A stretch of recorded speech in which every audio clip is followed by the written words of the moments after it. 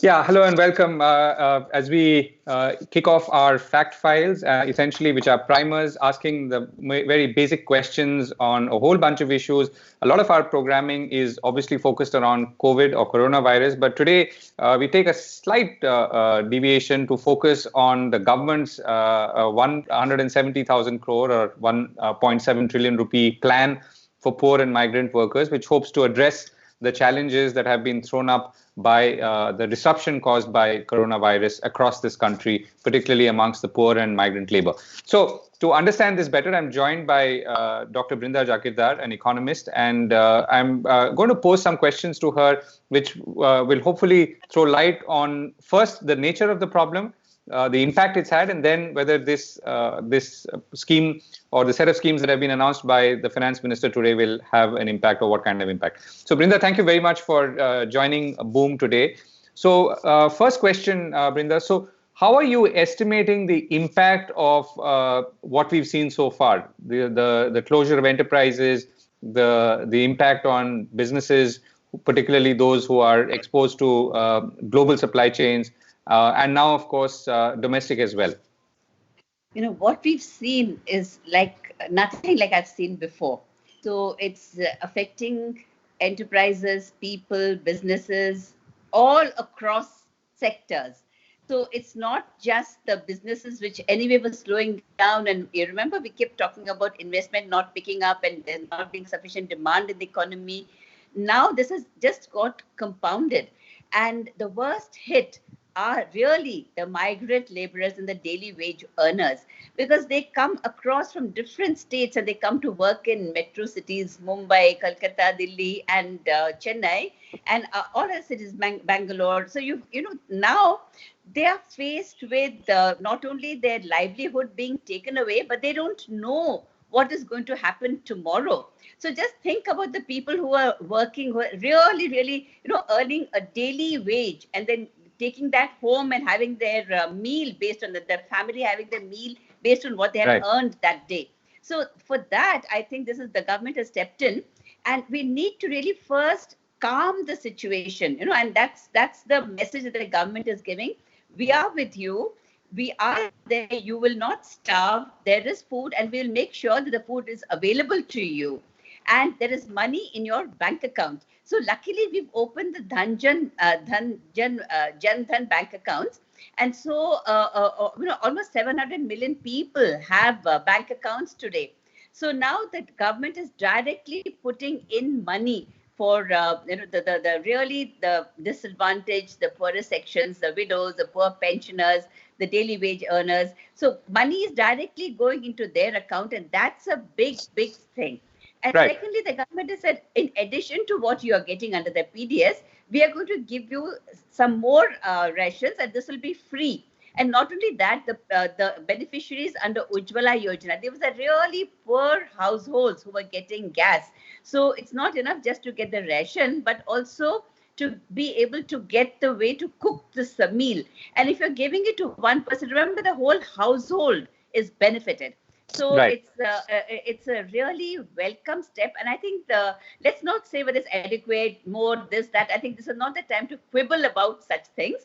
The government's message is loud and clear. We are going through a crisis. We are all in it together, and we are with you. Right. Okay. So the only reason I'm asking about how much is only in relation to what is our assessment of the impact of what's happened so far. And to that extent, are you able to say, for instance, this is the impact on our GDP or our economy, which therefore requires it to be compensated to this extent, and we'll come to in what form a little later? It's a little difficult to say, but I will still say that I think that the impact of what we are seeing, the bloodbath across sectors, manufacturing, services particularly hard hit, and of course manufacturing had been slowing down. So across this, the economy was also slowing down. So there are various estimates, and I would say that maybe there's going to be a hit of 4.5%. So this year we may see the GDP actually just stay flat.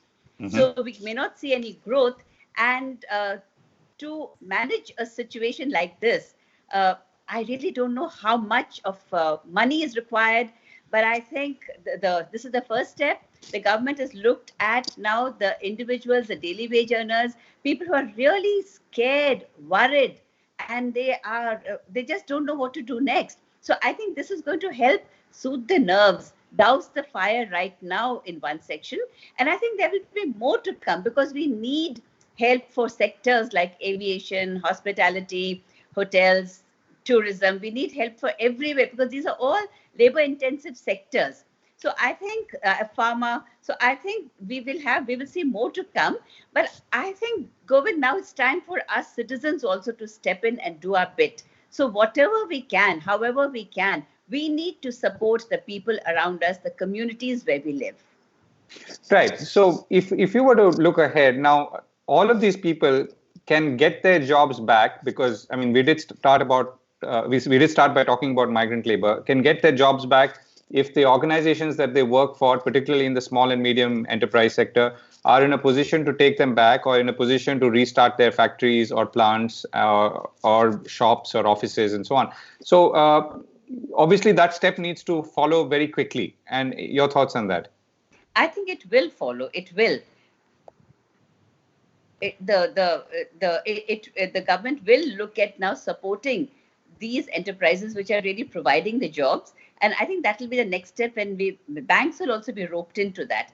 So it's really, I would say, it's a Draghi moment, to do whatever it takes.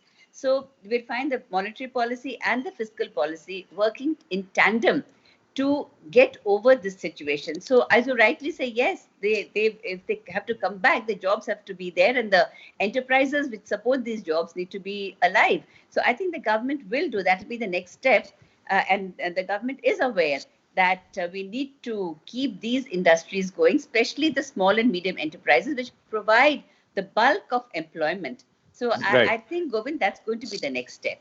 Right. So the first move, if we can call it that, has been to focus on cash transfers and food security. Now, between the two, would you lay more emphasis on any one of them, or do you think both work equally? And is this a strategy that could also work in future as well? I think both are important, because a lot of people have gone back to their hometowns, and so that is also going to add pressure over there, and in the rural areas, in the small towns. So making available food, that's the first essential step, and the second is, of course, putting some money in the bank account, which is reassuring. And right now, of course, they can't go out and keep spending the money, but they know that it is there. And tomorrow, if there is an emergency, or tomorrow, if they need to use it, they have the money, because they've lost their jobs, remember? So they don't know where the money is going to come from. So this money which comes into their bank account is really a very major step in reassuring. So I would think both, as the minister also announced, Anna Dhan, both are equally important. Right. So if we were to look ahead and say what and how could things bounce back, what's your sense? Because I mean, it is inevitable that demand will kick in, and maybe at a higher pace than before, because there will be a catch up. But what's the time frame? I mean, when you have a shock like this, which is a demand shock and a supply shock, how I mean, are you able to project ahead? Govind, it's so tough. It is so difficult to project ahead in a scenario like this. Look at what's happening to New York. Look what's happening to Italy, Spain, UK. It's very difficult to project. So, but I would say it's not just a 3-week, 2-week matter. It's definitely something much longer. Perhaps the worst would be over in the next 3 weeks, because then we would be able to flatten the curve. And from then on, it would perhaps be more manageable. But my own sense is that things would not return to normal in a hurry, and we could look at 2 or 3 months down the line being very much where we are. And I really hope it doesn't get worse. That's the only prayer. Because there's very little else to do. In the meantime, there is some good news coming in. Apparently, New York has been able to flatten the curve. And they've got some kits which are now available, which can give you the result in 15 minutes, corona test kits. So I think things like that, and I hope some medicine also comes in. The Sure. Results of the research are also are also become available to people, and they come into commercial use quickly. So if that happens, then of course the turnaround would be much faster. But otherwise, my own sense is that the next 1 or 2 quarters, we can really write them off. Right. And last question, Dr. Jagitar, do you see any fundamental or structural changes in an economy post a shock like this? I mean, could some things never be the same again? Is that possible? Yes, of course. Some things would never be the same again. The first would be our attitude that nothing can happen, and we can just chalta hai. That I think that attitude will take a hit, and that's a very good thing.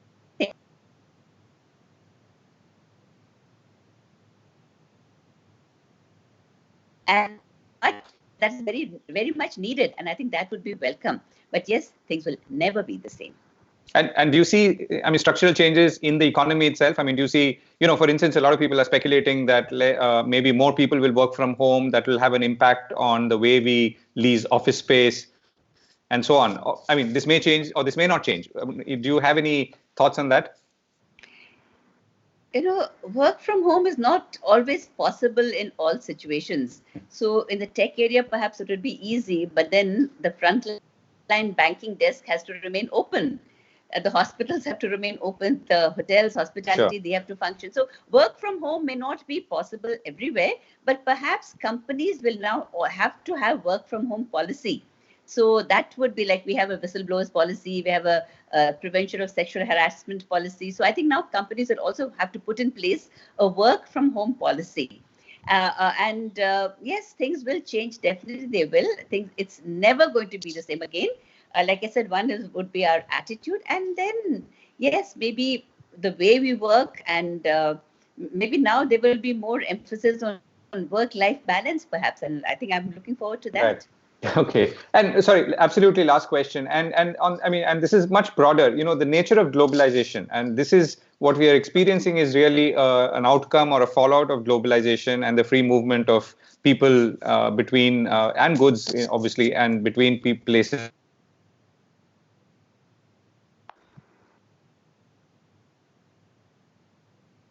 I lost you. So my question was, and the last question was, is this going to impact globalization as we know it, the free movement or relatively free movement of people and goods between countries and places? I think this was already happening because there was a lot of disenchantment against globalization, and there was more emphasis on regional groups. Already this was happening because the fruits of globalization had not percolated down, and there were only some groups or some sections which are enjoying the fruits of globalization. So I think, yes, you're right. I would agree with you that perhaps now the emphasis on globalization and free movement, there would be a rethink on that, and there would be much closer community, local, kind of things emerging, solutions emerging. Right. And I'm sure that's something that we're going to talk about a lot in coming days as this settles down, and hopefully it will settle down. So meanwhile, Dr. Jagitar, thank you so much for joining us, and stay safe and see you soon. You too. Thank you.